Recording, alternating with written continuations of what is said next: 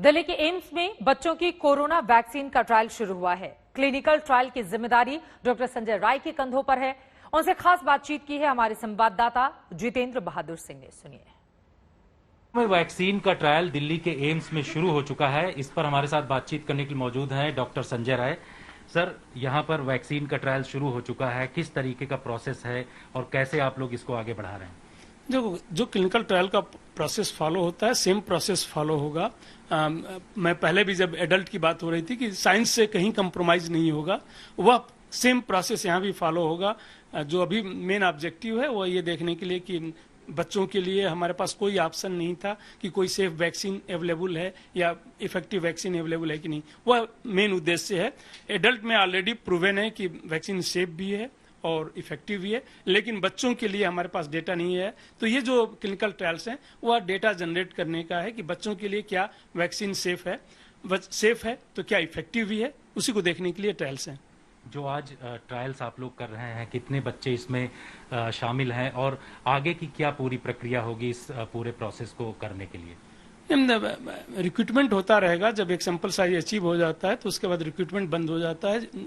उसके बाद regular interval पे उनका फॉलो अप होता है, जो चलता रहेगा।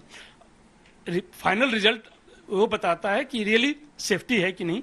उन बच्चों का हम मॉनिटर करते रहेंगे और जैसे एडल्ट में करते रहे वैसे ही बच्चों में भी मॉनिटर करेंगे। इम्यूनोजेनिसिटी भी देखेंगे कि सेफ्टी ही नहीं, अगर सेफ भी है तो क्या बच्चों में देने से फायदा है कि नहीं, क्या एंटीबॉडीज लेवल बन रहे हैं कि नहीं। उसके बाद अगर रिजल्ट आता है रिसर्च के बाद कि हाँ सेफ भी है और अगर इफेक्टिव भी है, तो शायद रेगुलेटरी अथॉरिटी उस पर जो भी निर्णय लेना होगा वो लेंगे।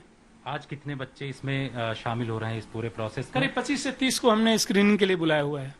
3 चरणों में पूरा ये होगा ट्रायल जो होगा, उसमें कितना समय लगेगा और एज के हिसाब से अगर देखा जाए तो क्या पूरी प्रक्रिया? देखिए, पूरी 6 से 9 महीने का प्रक्रिया है लगेगा, क्योंकि फॉलो भी करना होता है, सेफ्टी भी देखना होता है, इम्यूनोजेनिसिटी भी देखना होता है।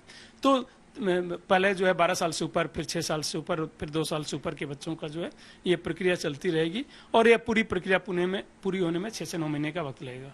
वैक्सीन जो है कितनी इफेक्टिव है और किस तरीके से ये बच्चों में, जिस तरीके का अभी माहौल बना हुआ है कि तीसरी लहर आएगी और बच्चों के लिए नुकसान हो सकता है, कितना इफेक्टिव होगा और तीसरी लहर के बारे में क्या बोल रहे हैं? देखिए, जहां तक बच्चों में वैक्सीन इफेक्टिव का बात है वो हमें नहीं पता, सेफ है कि नहीं हमें नहीं पता। उसके लिए ही ये ट्रायल्स हो रहे हैं। ट्रायल करने का उद्देश्य होता है सेफ्टी और इम्यूनिसिटी के बारे में जानना, एफिकेसी के बारे में जानना कि सेफ है वैक्सीन कि नहीं और इफेक्टिव है कि नहीं, ये जानना। जो सेम वैक्सीन एडल्ट में डिमॉन्स्ट्रेट हो चुका है कि सेफ भी है और इफेक्टिव भी है, लेकिन बच्चों के लिए आइडिया नहीं है, तो ट्रायल्स उसी के लिए हो रहे हैं। रिजल्ट आने के बाद ही इस पे कुछ कहा जा सकता है।